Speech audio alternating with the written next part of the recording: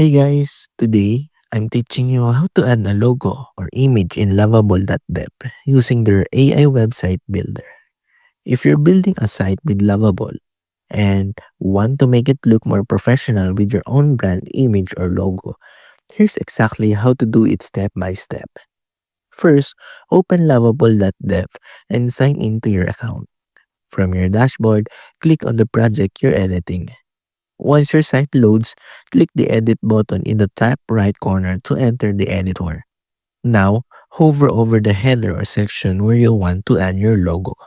Click the image or logo block option that appears. Next, click Upload Image. Once it uploads, you'll see it appear on your site. You can drag to reposition it or resize it to fit your layout. If you want to replace it later, just click the image again and select Change Image. And that's how you had a logo or image in Lovable.dev using AI in 2025. If this tutorial helped, make sure to like and subscribe for more easy Lovable guides. See you in the next one.